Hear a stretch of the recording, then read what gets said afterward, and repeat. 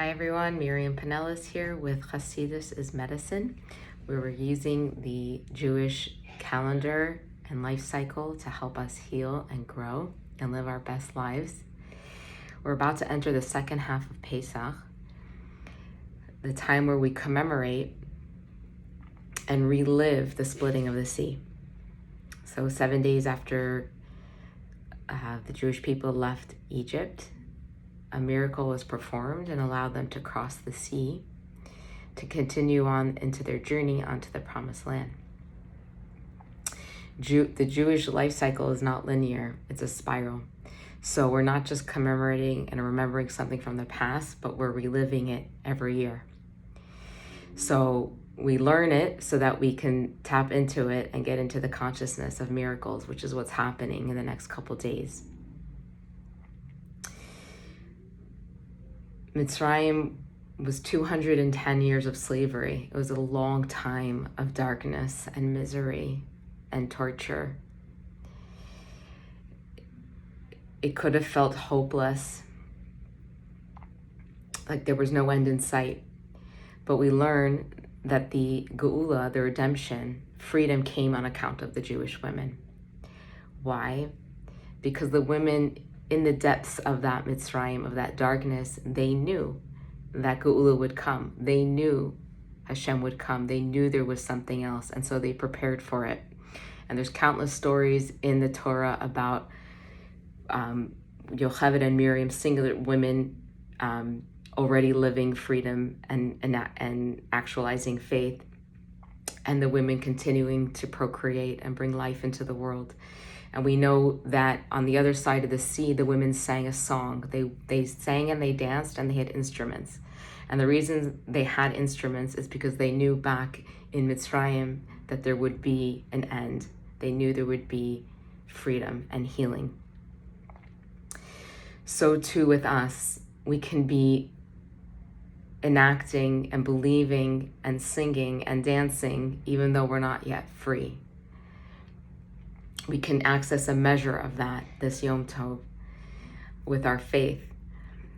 And I want to share one way that might help if a person is struggling with the ability to see and the ability to have hope. Okay? So every day we're asked to remember that we left Egypt. The Torah doesn't ask us to remember Egypt. The Torah asks us to remember that we left. Right? So leaving Egypt and leaving darkness, leaving a place of constriction can be very hard. People are often told, let it go. Just let go. Let go so you can get to the next step. I know for me, being told let go has always been a challenge, right? That the movie Frozen came out and this song Let It Go came out and it was just let go.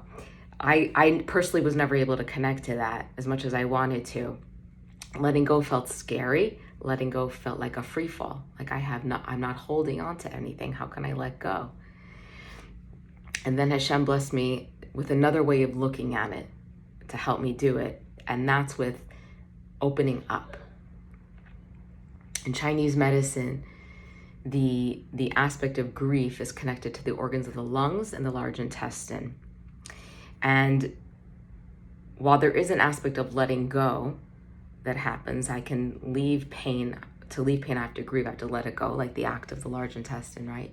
But the lung is also connected, and the lungs sets the rhythm and pattern of life, and the lungs expand and contract, expand and contract. And that's also the act of the colon of peristalsis, expand and contract. That's how letting go happens on a physiological level. Peristalsis, open and closing, to move things through. So too, psychologically and emotionally, there's an expansion and a contraction.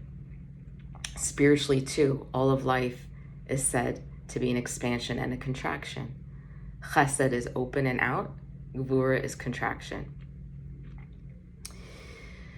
So coming back to the time of spring and Nisan, the time of the liver, which is an expansive energy, an opening and an outward energy. This connects to the Yam Suf, the splitting of the sea. Hashem split the sea for us, right? There was an opening, a walls on each side, and Am Yisrael passed through. So one way to leave pain, one way to leave Mitzrayim is like the Yam Suf. We split. We open up. We don't split, but we open up to have more vision, more possibility. It doesn't mean I'm forgetting and denying Mitzrayim happened. It's that I'm passing through an opening to the next stop, to the next stage. I hope this is helpful. Letting go doesn't have to be scary, a scary free fall where we're isolated and alone.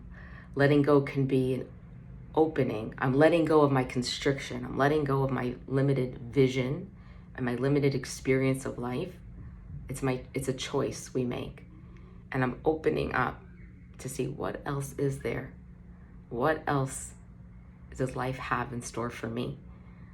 What else is inside of me aside from this constriction that I know? Because we are infinite. We are part of Hashem. There is so much more. I'm blessing us with the eyes to see, with the courage to open a little bit, to step into the sea, the dry land, and to see what's been concealed, and to see what's waiting, the treasures waiting for us. God bless you all, and a good Yom Tov.